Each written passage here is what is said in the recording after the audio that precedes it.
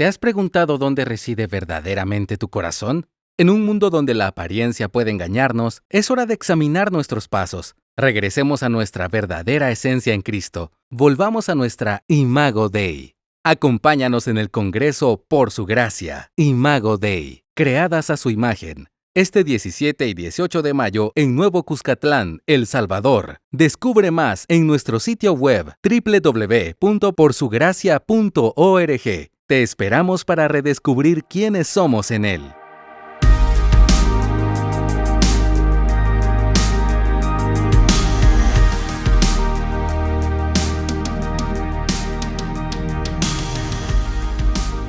Te damos la bienvenida al podcast de la Biblia a la Vida. Nosotras estamos muy felices de estar en una ocasión más compartiendo con ustedes, compartiendo de las verdades de la palabra del Señor, y ya sea que nos estés viendo, que nos estés escuchando, donde sea que nos estés acompañando, lavando los platos, en tu vehículo, con tus hijos, sola en tu habitación, no sé dónde estés, pero oramos que lo que vayamos a compartir en el día de hoy pueda ser de bendición para tu vida, que Dios hable a tu mente, a tu corazón, y que definitivamente sea el Señor que hable. Y Charvela, nosotras estamos muy contentas en el día de hoy, y yo creo que es evidente, siempre decimos que nos alegra mucho cuando no estamos tú y yo solas. No es que a mí no me guste compartir contigo, ni que yo esté cansada de ti, eso, nada de eso. Ya, yo sigo disfrutando. Si tú quieres, yo te busco un invitado para los 12 episodios. No podemos hacerlo tanto. Pero cuando tenemos invitados, es especial para nosotros. Sí, es verdad. Y sobre todo porque normalmente son personas que son muy especiales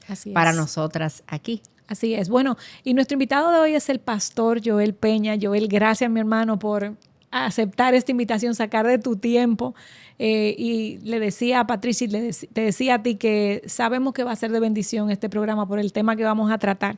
Pero básicamente Joel y su esposa Angélica son cercanos a nuestros corazones, a mí y el de Chacho, porque no solamente compartimos iglesia, compañeros de milicia, sino que también nuestros hijos están en el mismo grado, los varones.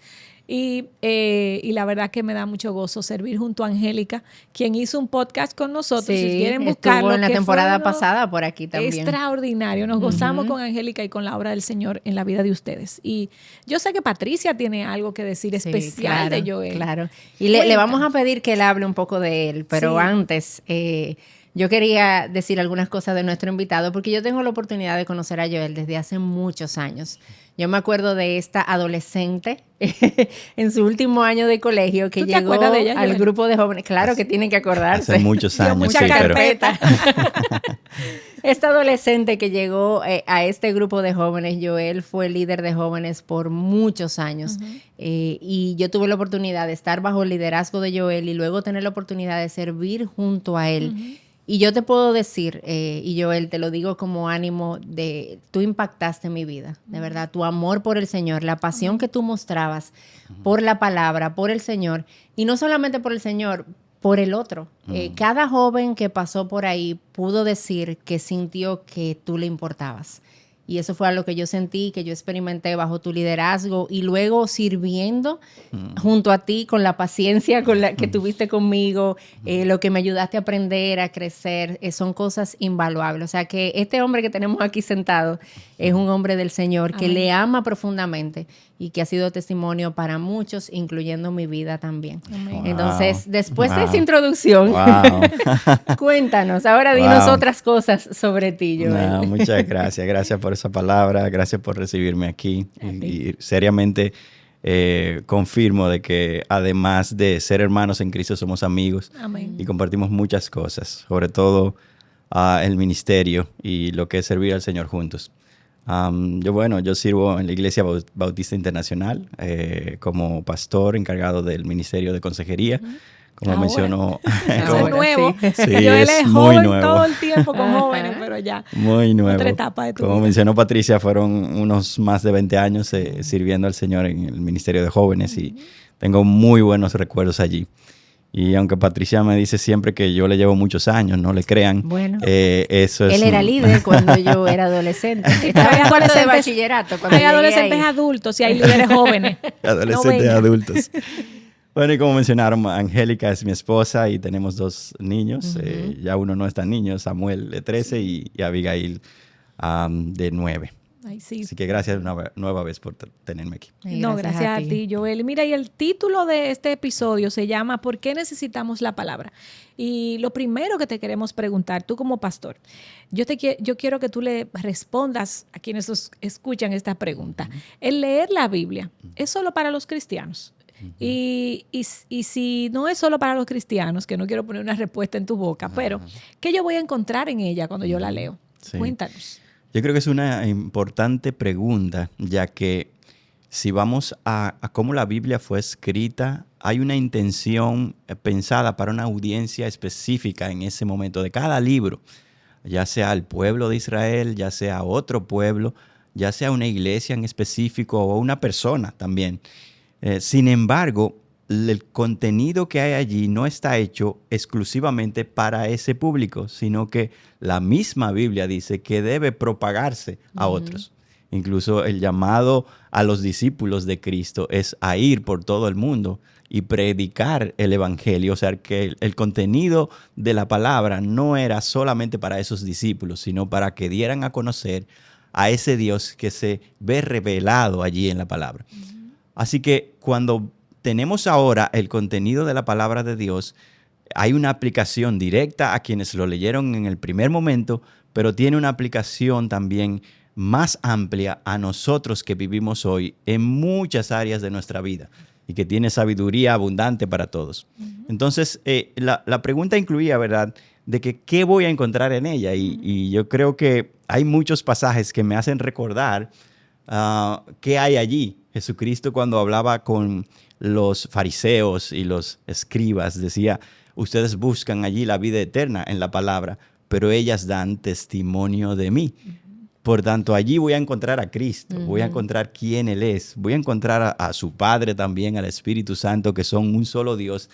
O sea que el primer factor, y creo que el más importante, es Dios mismo está en la Biblia. Amén. Si queremos conocer a Dios, debemos ir a ella. Él decidió revelarse a través de esa palabra escrita de forma especial. Y nosotros, una vez conocemos a este Dios, vamos a ver que Él tiene deseos, Él tiene parámetros, Él tiene planes para con el hombre. Y allí, entonces, además de encontrarme con Dios, voy a encontrar también su deseo, sus mandatos. Y para conocer a Dios también conoceré allí también lo que son los requisitos que Él tiene para una relación con Él. Amén. Así es. Amén. Tú sabes que mientras hablabas recordaba ese pasaje de 1 Timoteo que dice que las escrituras tienen la sabiduría que me puede llevar a la salvación. Amén. O sea que con esa pregunta que tú hacías, nosotros tenemos tantos testimonios de personas que han conocido al Señor a través de la lectura de las escrituras. Solos, Exacto, sí, leyendo sus leyendo Biblias, su y el Señor ha abierto sus ojos. O sea, qué poderosa e increíble es la palabra del Señor. Así es. Y Joel, siguiendo conversando sobre este tema, la realidad es que hay muchas personas que ven la Biblia, pero genuinamente no creen que lo que podemos encontrar ahí es verdad, que las palabras que están ahí son reales, son ciertas. ¿Cómo nosotros podemos estar seguras de que cuando estamos abriendo la palabra de Dios, yo estoy leyendo algo que es verdad, algo que yo puedo creer completamente ahí? Amén. Yo creo que eso da para 3 episodios como este. En breve. Voy a tratar de La versión breve. resumir lo más posible. Y yo quisiera comenzar de atrás hacia adelante, porque casi siempre esto lo dejamos detrás, porque es subjetivo, pero para muchos de los cristianos este es el primer encuentro con la Biblia. Yo no necesité algún argumento que me convenciera a nadie para comenzar a entender la Biblia y creerla. Yo escuché predicación, yo leí la palabra y Dios utilizó la palabra y me convirtió y me transformó. Entonces, hay una parte subjetiva, porque es de cada individuo, que le da a Dios a través de su espíritu de que Dios me está hablando y es innegociable o indescriptible lo que yo estoy entendiendo y no puede venir de otro lugar que no sea de Dios. Más bien, para aquellos que no necesariamente son creyentes y para aquellos que tienen tal vez dudas de si esto es la palabra de Dios, la Biblia es un documento como cualquier otro, un texto en cuanto a su antigüedad. nosotros podemos analizar este documento como analizamos otros. Tenemos documentos antiguos como la Ilíada y la Odisea, escritos de Platón, de Sócrates, y vamos a esos documentos y para saber si son confiables, los historiadores tienen dos factores principales. Uno, ¿cuándo fue este documento escrito? ¿Y cuál es el rango de tiempo del cual tenemos un manuscrito, una copia, la más reciente? ¿Cuál es el rango de tiempo? Si ese rango es corto, pues más confiable es lo que tenemos. Si ese rango es muy amplio, pues habrá ciertas dudas, aunque muchos de los escritos que tenemos de otros textos tienen mucho tiempo después del momento que se escribieron. En el caso de la Biblia, el Nuevo Testamento, tenemos documentos de 25 años solamente desde el momento en que el autor escribió. Cuando comparamos con otros textos viejos, como les llamamos, el rango es de 1000 años, 500 años, 1500. Y no dudamos de esos otros, pero de la Biblia a veces hay muchas objeciones y es evidente porque la Biblia me quiere trabajar a mí. Entonces eso es un factor. El rango de tiempo me da confiabilidad de si este escrito que tengo hoy es confiable, valga la repetición, o veraz. También la cantidad de copias que tengo de ese escrito. O sea, si solamente tengo una y ha andado rodando por tantos años, pues es más difícil. Pero cuando tengo, en el caso nuestro, de más de 5,000 copias del Nuevo Testamento, de un rango de 25 años a 100, a 200 años, lo cerca de cuando fue escrito, pues con más seguridad puedo tener de que esto es veraz.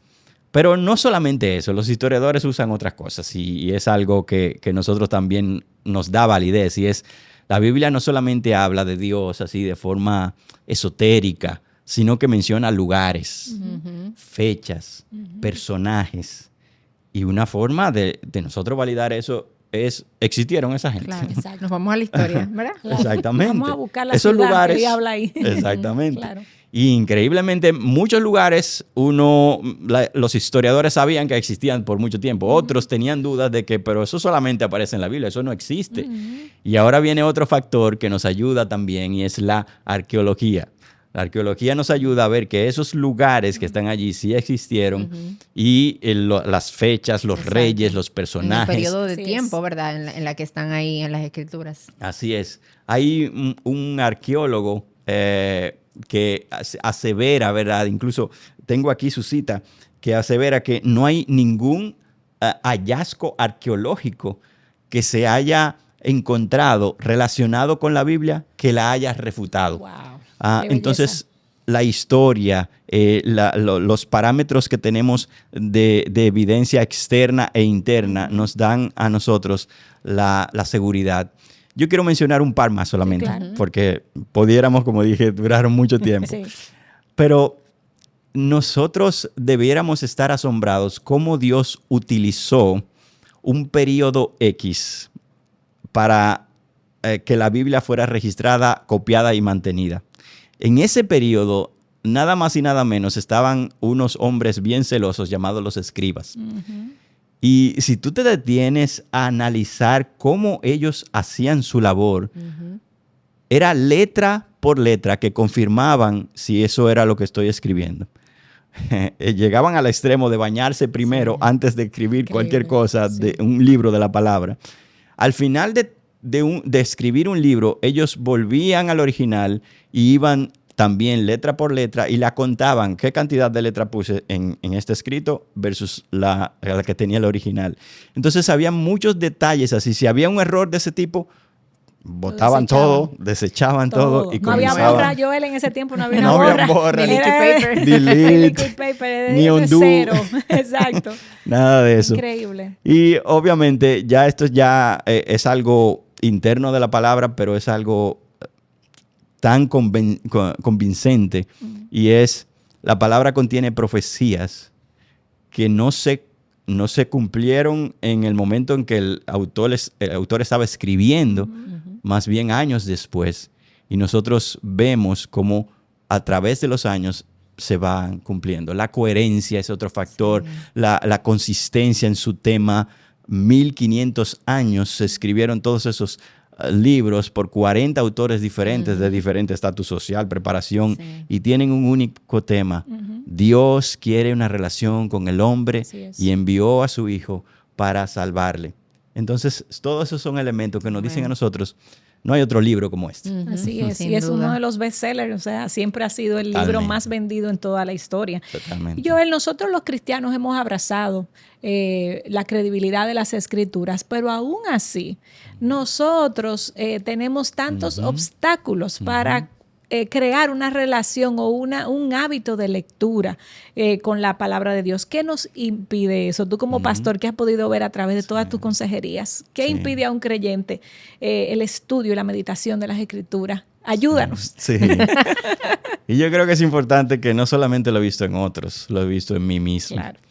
Y uno de los obstáculos, o yo diría hipótesis errada, que tenemos en nuestra mente, es que no vamos a encontrar obstáculos. La Biblia misma nos dice que nuestra carne tiene deseos que son contra el Espíritu. Y el Espíritu es quien inspiró la palabra. Y el Espíritu es quien mueve al creyente a buscar la palabra.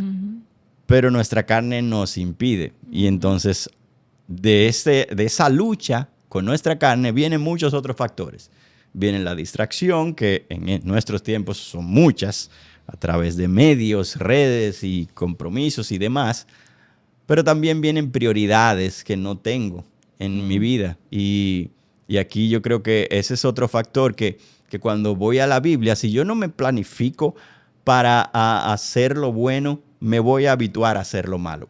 Así es. Y la Biblia habla, ¿verdad?, de que así como yo voy a una guerra y tengo que prepararme, si yo sé que encontraré obstáculos para buscar a Dios a través de la Biblia, yo debo de ir artillado, como decimos. Debo de prepararme. No, yo sé que esto no va a ser fácil. Yo recuerdo un profesor en el seminario que nos recordaba, ¿verdad?, que la gente se encuentra difícil orar porque siempre va con lo mismo y no utiliza otras cosas que también son válidas. Entonces, lo mismo debiéramos nosotros pensar al ir a la palabra de Dios. Si tú vas con el mismo ritual y con la misma cosa, bueno, tengo que leer Deuteronomio, números, y ahora voy verso por verso aquí. Pero no inyectas eso con otros medios de gracia que Dios te da, como adoración, como música que te lleve a pensar en Él, a meditar en Él, oración, tal vez con otros, vamos a estudiarlo juntos. Vas a tener más obstáculos todavía. Entonces, hay una lista de obstáculos y son reales, pero no olvidemos que esos obstáculos son una realidad que vamos a afrontar todos los días y no hay nadie, ni un pastor, ni unas hermanas tan eruditas como ustedes, que no la vivan. ¿Quiénes son? Será de nosotros. Que no la presenten. Es una realidad. Qué compromiso. Sí. Cuando yo vuelva tengo que saber más Biblia. Gloria a Dios. Qué bueno, Joel. Amén. Gracias. Sí, mira, Joel, y pensando en eso, es una realidad que nosotros necesitamos como tener en cuenta, que definitivamente va a haber obstáculos por la realidad de nuestra carne y nuestro pecado. Pero definitivamente la Biblia tiene beneficios para nosotros como creyentes.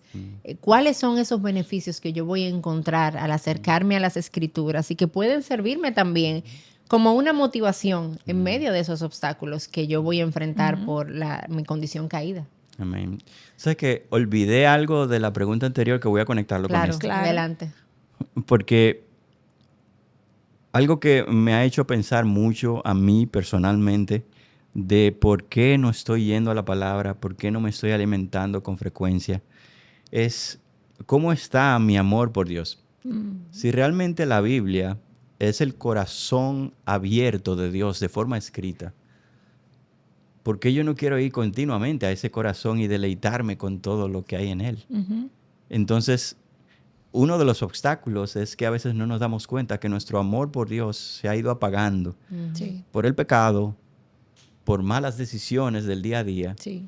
Y tengo que afrontar eso, tengo que reconocerlo y tengo que ir donde Dios en arrepentimiento y pedirle, Señor, he andado mal, no te he dado a ti lo que tú mereces. Tú me has amado, y yo no te he amado como tú lo ameritas, lo has hecho. Eres digno de ese amor, ¿verdad? Entonces, un arrepentimiento genuino y un pedir a Dios, Señor, aumenta mi amor por ti y aumenta mi amor por tu palabra también. Entonces, ahora viendo los beneficios, ya mencioné de que en la Biblia se encuentra el tesoro más grande que podemos tener y es Dios mismo. Sí. No hay cristiano, no hay persona alguna que pueda relacionarse con Dios si no es a través de lo que Él ha mostrado. Entonces, debemos ir a ese lugar primero buscando esa relación con Dios. Hay otros beneficios que salen de esa relación, pero si busco los beneficios primero, y no, Dios. No le estoy buscando a Él. No lo estoy buscando a Él. Y va a ser de forma interesada. Nadie le gusta que le busquen de forma interesada, ¿cierto? Entonces yo voy a buscar a Dios y a medida que encuentre a Dios, obtendré su consejo, su voluntad revelada, voy a entenderla. Y entonces a través de ese entendimiento tendré sabiduría para mi día a día. ¿Qué incluye mi día a día? Bueno, mi día a día incluye relacionarme con mi esposa, Angélica, que ustedes la conocen. Sí. Yo necesito entender cuál es mi rol, mi liderazgo, el ejemplo que debo brindarle, y todo eso está en la Biblia. Yo necesito criar a Samuel y a Abby, y yo necesito sabiduría de Dios para saber cómo hacerlo en su temor, bajo sus principios, y eso está en la Biblia. Yo necesito saber cómo trabajar, cómo lidiar con mi jefe. Bueno, aquí hay una experta de cómo manejar el dinero también. Wow, sí, también. Enséñanos. Sí. ¿Cómo manejar la finanza? La Biblia habla muchísimo del dinero. Totalmente. Si tú quieres, puedes comenzar un poco entonces, a hablar de eso. Cambiemos el... No.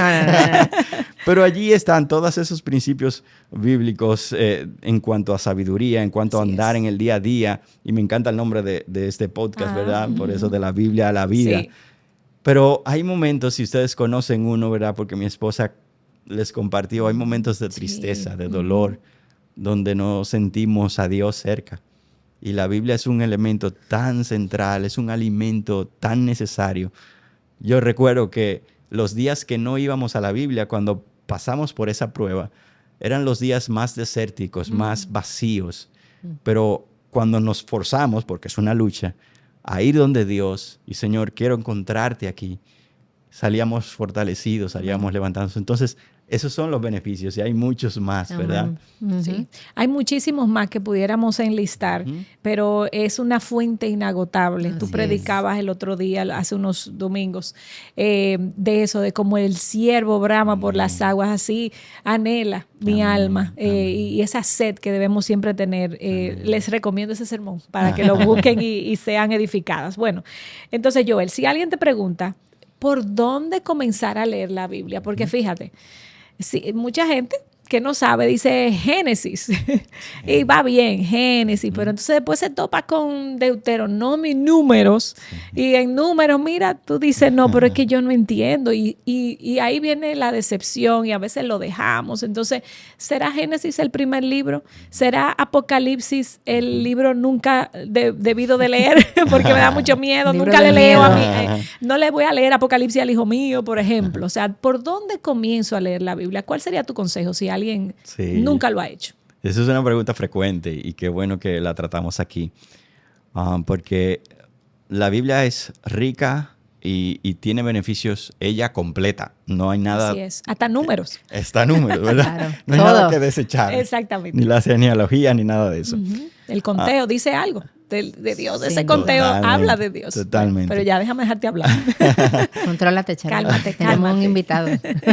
Sí, y yo me ponía a pensar, cada vez que voy a esa pregunta, me pongo a pensar, y yo no estoy en el momento en que David vivió.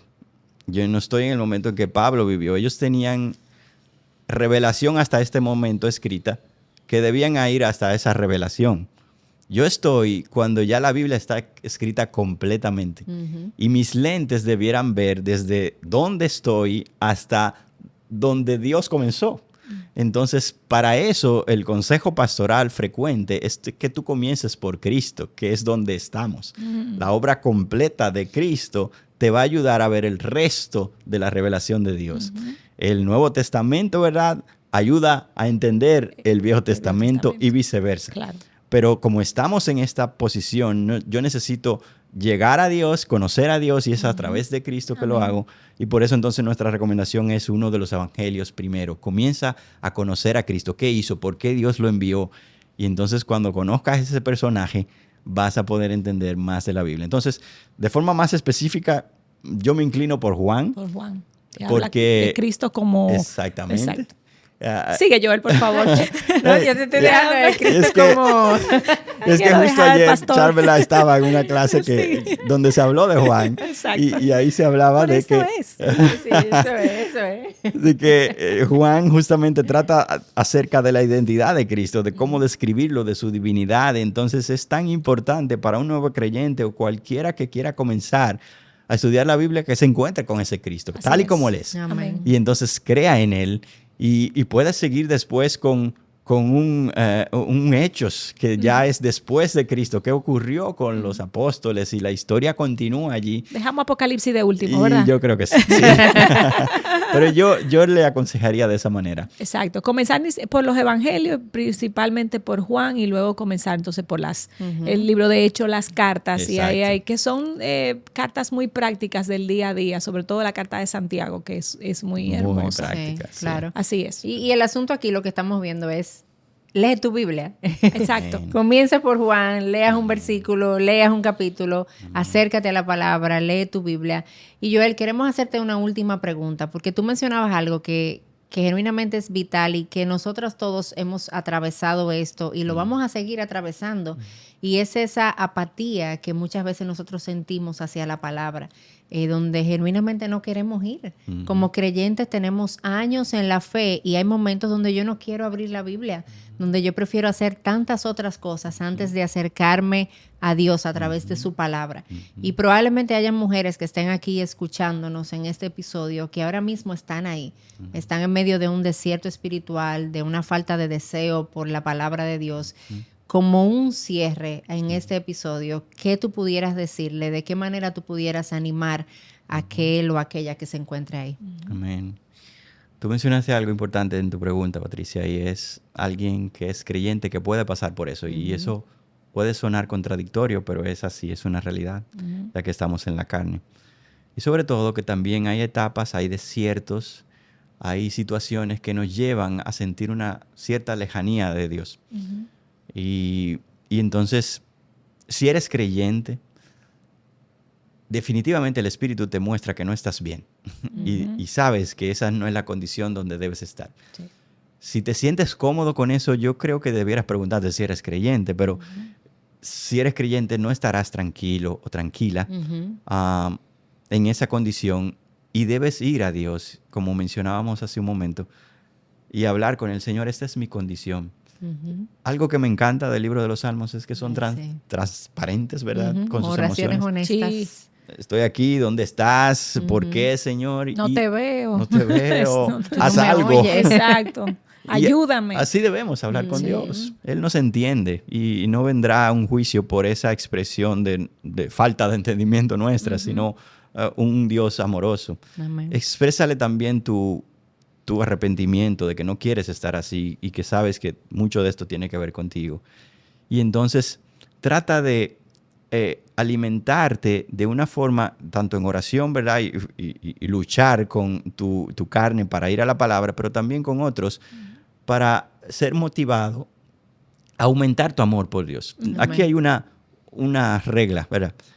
Sin amor por Dios no tengo sed de Dios. Sin sed de Dios no hay búsqueda de Dios. Por tanto, yo tengo que comenzar por mis afectos con Dios y esos afectos solamente son impregnados increíblemente como un círculo beneficioso en este caso. Exacto. Encontrándome con ese Dios, porque conociéndole yo voy a entender su amor y eso incentivará mi amor por Él. Entonces, usa los medios de gracia, tu iglesia, tus pastores, tus líderes, tus hermanos en Cristo, compárteles tus cargas. Ora al Señor, Padre, me arrepiento de esta condición, dame amor por ti, dame amor por tu palabra y ve a la palabra aunque no tengas deseo. Así es. Y encontrarás agua para tu desierto. Amén. Sí. Amén. Ese es un punto importante, Joel, porque a veces esperamos sentir el ir a leer la Biblia, pero si esperamos a eso, nunca quizás nos sentemos a leerla. Hay que presupuestarlo para no malgastarlo. Amén.